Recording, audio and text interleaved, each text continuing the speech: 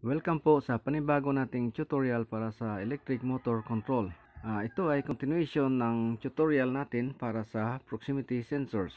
So nung nakarang mga tutorials ay pinag-usapan natin ang tungkol sa capacitive at inductive proximity sensors. Ngayon naman ay pag-usapan natin ang tungkol sa photoelectric sensor. So photoelectric sensor is a device used to determine the absence or presence of an object by using a light transmitter, often infrared, and a photoelectric receiver. So ang photoelectric sensor ay isang device na gumagamit ng light beam. Kalimitan ito ay infrared or LED para mag-detect ng isang object. Ang photoelectric sensor ay composed ng emitter at receiver. So merong tatlong type ang photoelectric sensors. So ito ay ang true beam na photoelectric sensor, retroreflective type at diffuse reflective type. So ito po ang ating true beam type na photoelectric sensor. So meron tayong dalawang parts, ang ating emitter at ating receiver. Dito sa emitter, meron tayong LED or infrared na siyang nag-emit ng light, at ang nagre-receive naman ng light ay either photodiode or phototransistor. So dito sa emitter, meron tayong positive at negative na wire para sa ating power supply. Dito naman sa receiver, meron tayong positive power supply, ating output, at negative. Kung minsan, depende sa model at manufacturer, meron itong additional na wiring para sa normally open at normally closed na contact na output. So, ang installation ng ating emitter at receiver ay dapat magkaharap para yung ilaw na lumalabas sa ating emitter ay papasok sa ating receiver. So, once ang target natin ay dumaan sa gitna ng ating emitter at receiver, ma-interrupt ngayon ang ating ilaw na pumapasok dito. So, nandyan ngayon sa gitna ang ating target. Mangyayari dito, magkakaroon ngayon ng reduction sa ilaw na papasok dito. So, depende yan sa ating target na dinedetect. It's either transparent, translucent, or opaque na material. So, ang reduction sa ilaw na pumapasok sa ating receiver, ang ginagamit ng ating control circuit para mag-detect ng object. So, yan ang ating true beam type na sensor. Ito naman ang tinatawag na groove, slot, or fork type na sensor. So, ang sensing method nito ay kaparehas lang ng true beam type na sensor. Kung saan, meron tayong magkaharap na emitter at receiver, at ang ating ilaw na lumalabas galing sa emitter at pumapasok sa receiver ay kailangan i-interrupt ng ating target para magkaroon tayo ng detection. Ang ating emitter at receiver ay nasa iisang housing. So, meron tayong sample dito. So, ito yung ating tinatawag na groove type na sensor. Ito ang ating emitter. Ito ang ating emitter at ito naman ang ating receiver. Tapos, meron tayong isa pang sample. Ito ay fork type na sensor. So, ito ang ating emitter. Meron siyang identifier na arrow papunta doon sa direksyon na yon, at meron naman ito naman ang ating receiver. So, ito naman ang ating retroreflective type na sensor. Ang ating emitter at ang receiver ay nasa isang housing. So, meron tayong positive na wire, ang ating output, at ang ating negative. Then, meron tayong retroreflector dito. So, ang ilaw na lumalabas mula sa ating emitter ay kanyang ibabato pabalik sa ating receiver. So, once na ang ating target ay dumaan sa pagitan ng ating sensor at sa ating reflector, ma-interrupt ngayon ang ating ilaw.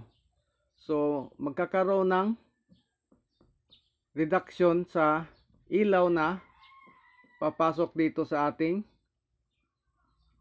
receiver.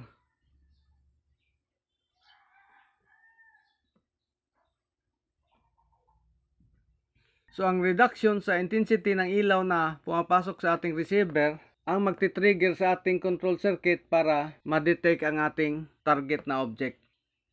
So ito naman ang ating diffuse reflective type na sensor. Ang kanyang construction ay katulad ng retroreflective sensor. Ang kaibahan lang ay wala na itong reflector. So initially, walang pumapasok na ilaw sa ating receiver na galing sa ating emitter. So once na ang ating target ay dumaan dito sa ating ilaw,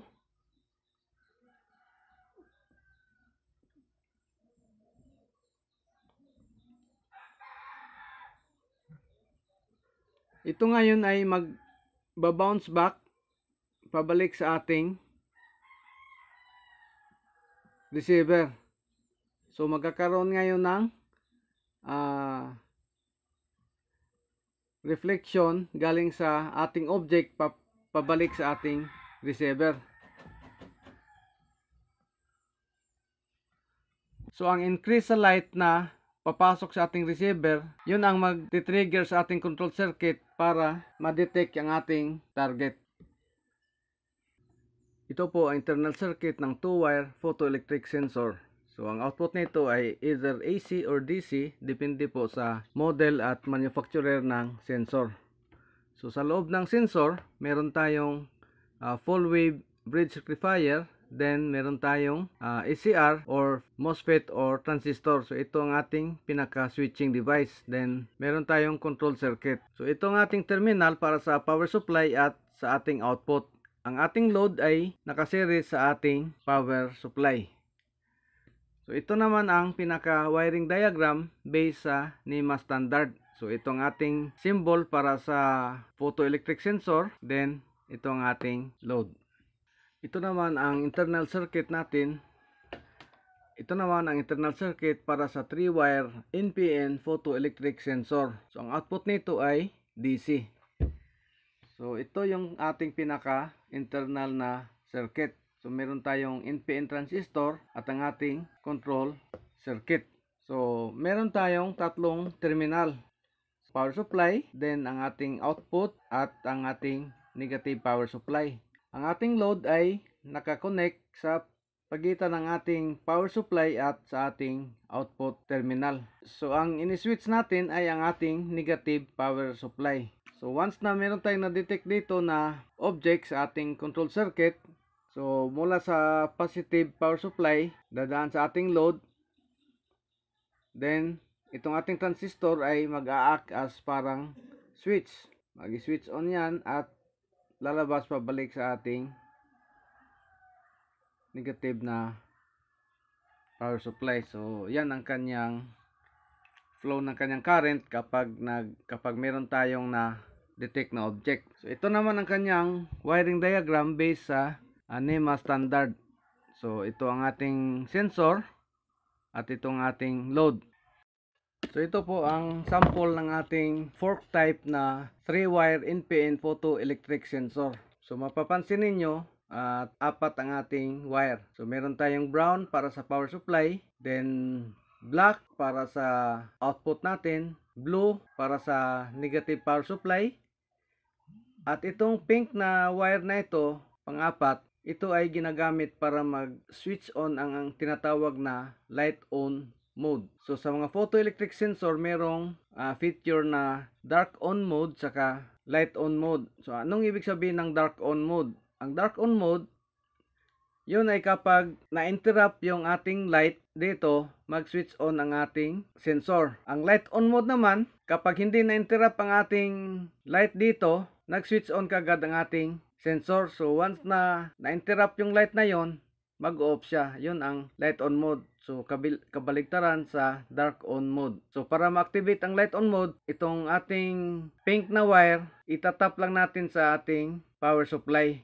So susupplyan din natin ito ng positive na power supply. So sa ibang sensor, para ma-activate ang light on mode, tatap ito sa positive power supply, at para naman ma-activate yung dark on mode, itatap ito sa negative power supply. Depende sa modelo at manufacturer ng photoelectric sensor. Meron namang ibang sensor na meron siyang light on mode at dark on mode na wala itong wire na ito. Pero meron siyang selector switch para sa dark on mode saka light on mode. So ngayon, i-demonstrate natin kung paano paganahin itong ating photoelectric sensor.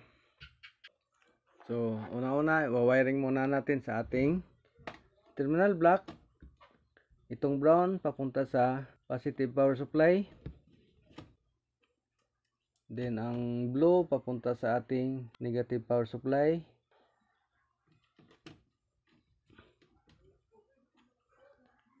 Then itong black papunta ito sa ating output.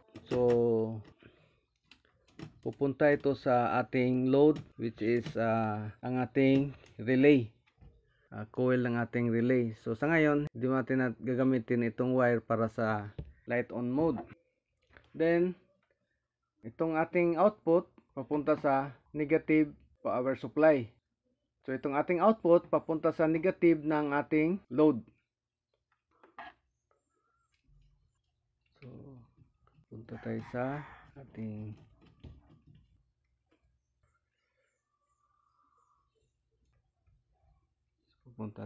relay coil.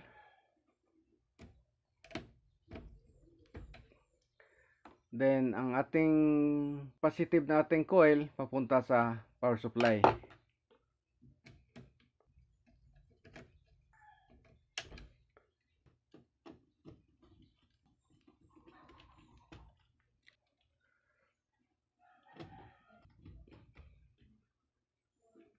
Then maglalagay tayo dito ng ating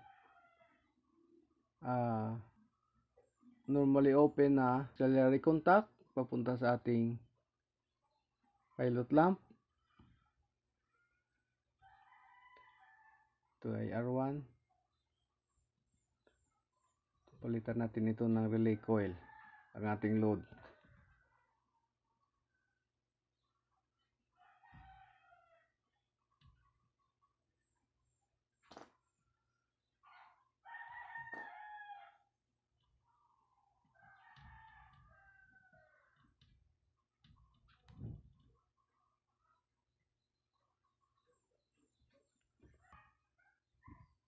So, wiringan natin ngayon ang ating auxiliary contact mula sa ating power supply.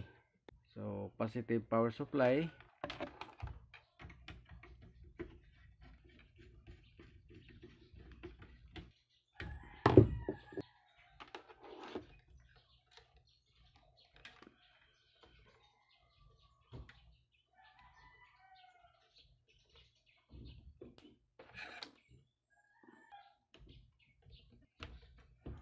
Then, papunta sa ating pilot lamp.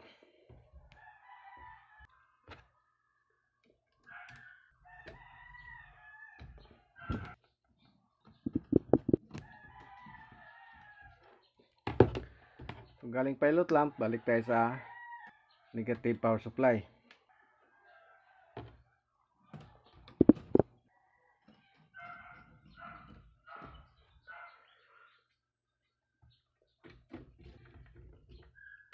Okay. So, switch on natin ngayon ang ating circuit breaker. So, tingnan natin. Okay, so yan po. Nade-detect ng ating photoelectric sensor pag na-interrupt ang ating light mula sa emitter papunta sa receiver. Okay.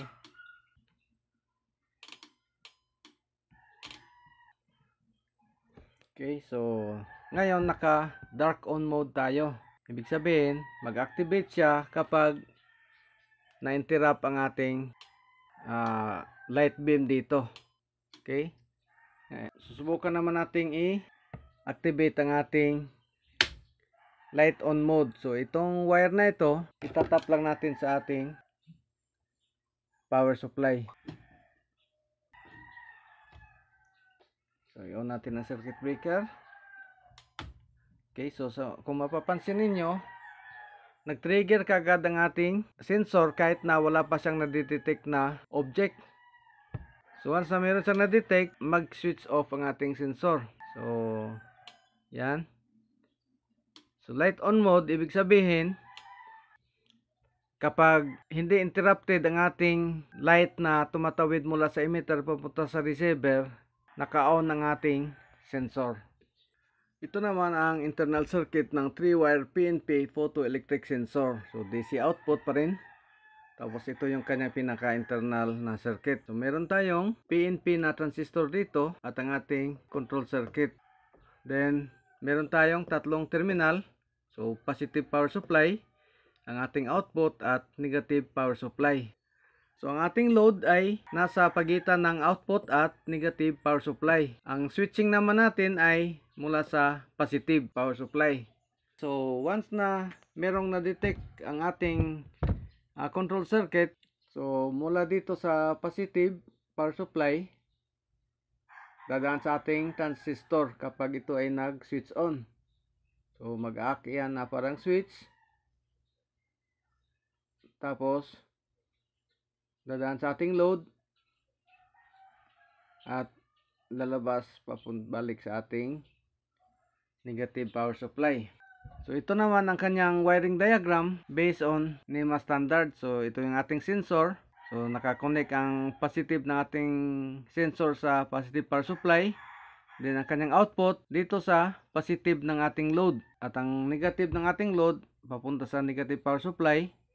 At ito rin ang negative terminal ng ating sensor papunta sa negative power supply.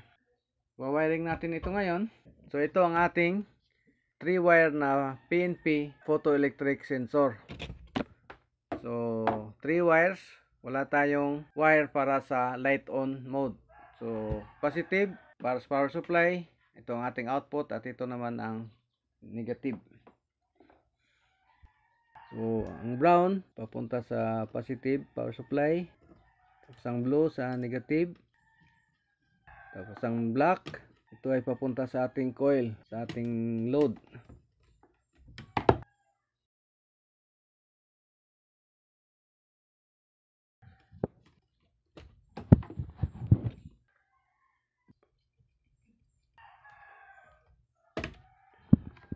Tapos ang negative ng ating load punta sa balik tayo sa negative power supply.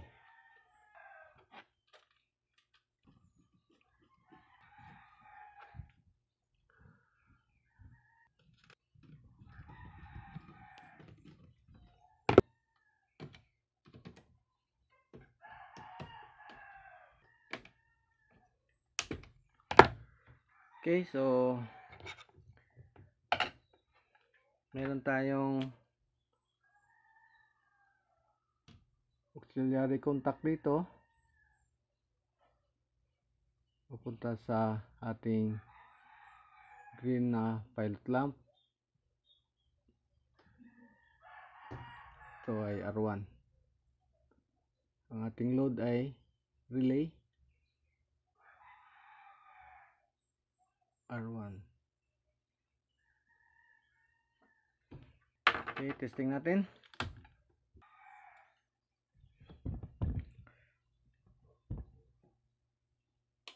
Okay, so pag dumaan, pag may na-detect siya na dumaan, mag-activate ang ating relay.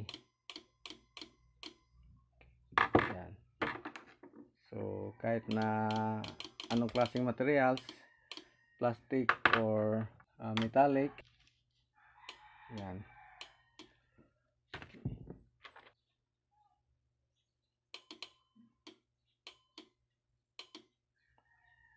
So yan po ang ating photoelectric sensor. So ang advantage ng photoelectric sensor ikumpara sa inductive at capacitive proximity sensors ay mas mataas ang detection range ng photoelectric sensor. So from 1 cm hanggang sa several meters kaya niyang i-detect ang object. So depende rin kung anong type ng photoelectric sensor ang gagamitin natin. So ang disadvantage naman nito ay hindi niya kayang i-detect yung object na nasa loob ng mga container. Halimbawa, meron tayong product na nasa loob ng karton. So hindi niya madidetect kung meron tayong product sa loob ng karton, ang kanyang madidetect yung container mismo. Pero kung mga transparent ang ating materials, so depende sa sensitivity ng ating photoelectric sensor, kaya niyang i-detect yung product natin kapag transparent yung ating container. So yan lang po ang ating basic na tutorial para sa photoelectric sensor. At abangan nyo po ang susunod pa natin na mga tutorials at maraming salamat sa panonood.